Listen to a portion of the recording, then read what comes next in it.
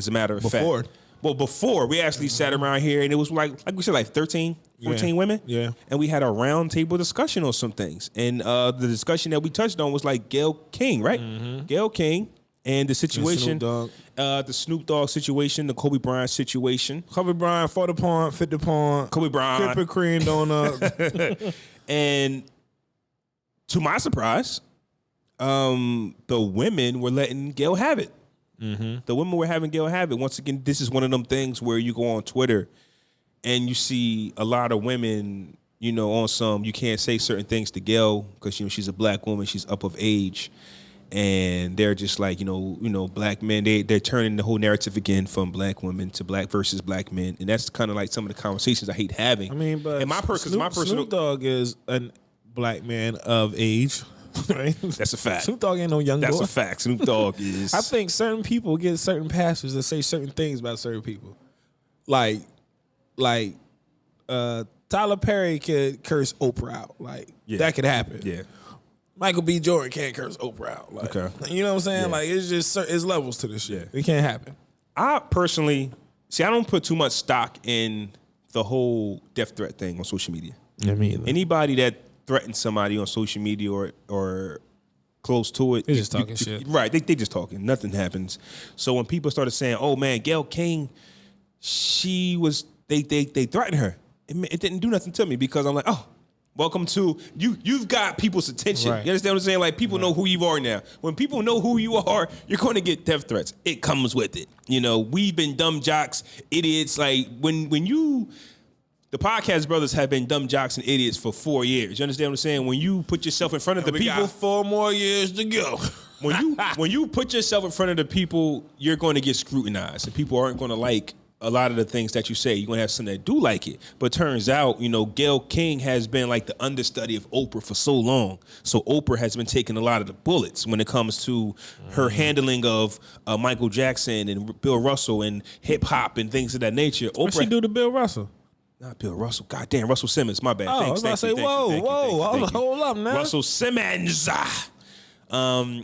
Hip hop, Oprah has, you know what I'm saying, has done some things that hasn't sat well with black people, and Oprah has been taking bullets for a long time. People has been canceling Oprah forever. Cancel somebody does not work. Social media, cancel this person. It doesn't exist. I cancel Oprah and I'm still watching Greenleaf. That count? It doesn't make sense.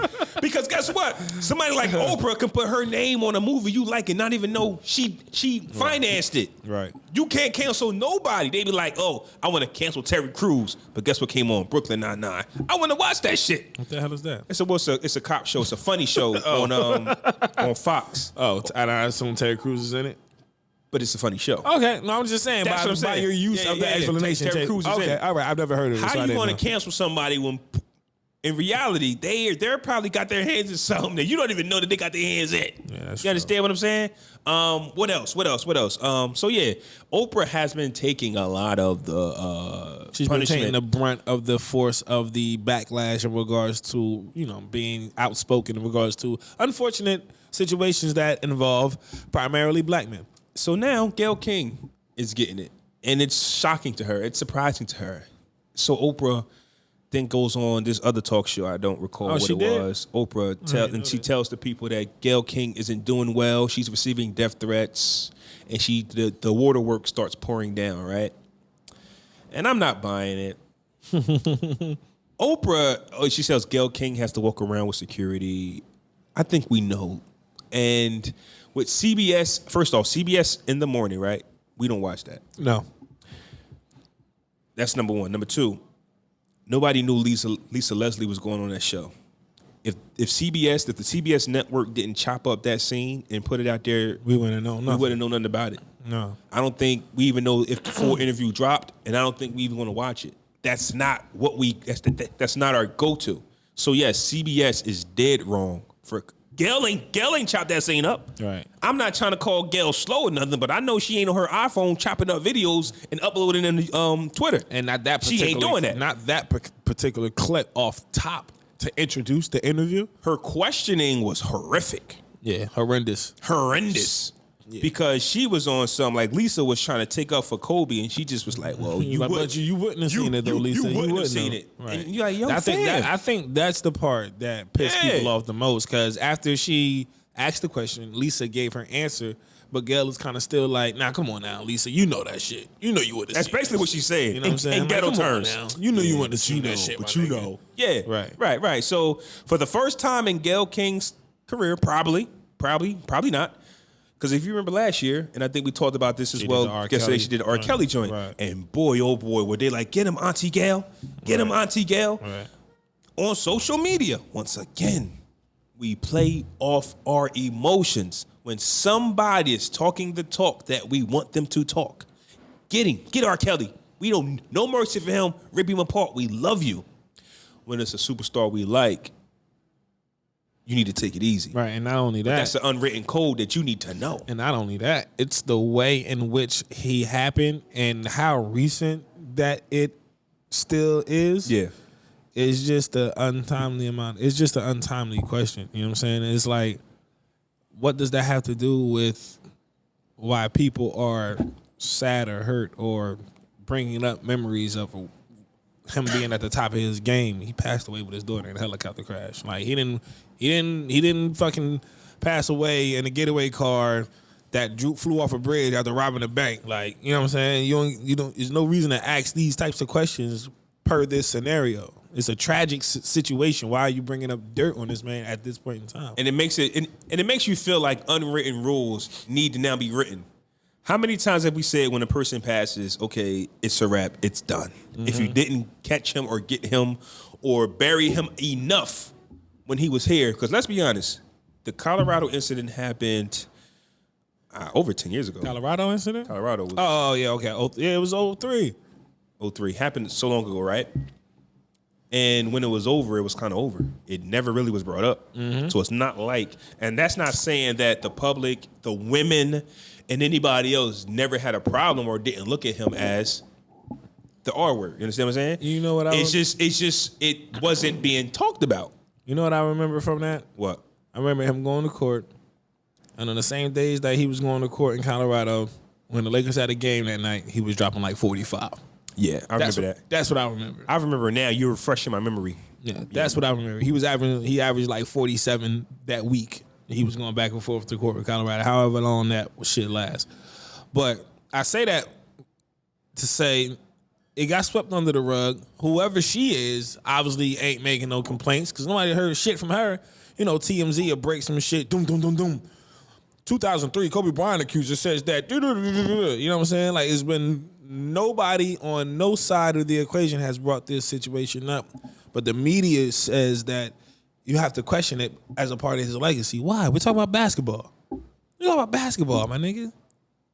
Which got me to thinking about Bill Cosby, right? Once again, we always love we love who's on our side, right? We killed Bill Cosby for shits and giggles, for jokes, because we don't know the truth, right? Right. But now that Bill Cosby is like tweeting from jail, I guess. Yeah, prison. what's really up with that? Yeah, Is that really him? I thought he was blind.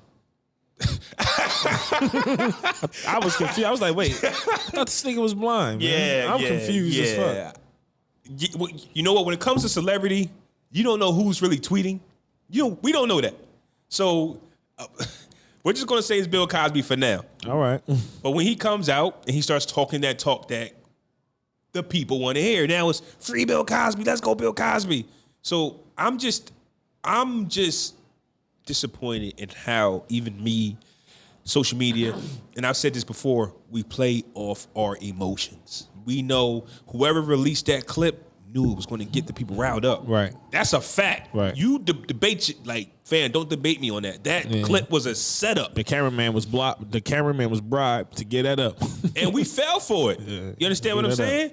And it just got me, but it also helped me understand the emotion of men, right? What Snoop said, he was going off his emotion. This guy was a Laker fan his whole life. It's kind of like you, right? Mm-hmm. Like me, did I like Kobe his whole basketball career? No, that's a fact. Mm-hmm. But you did. Mm-hmm. Snoop did. Mm-hmm. That's his man's. Right. Snoop even knew him.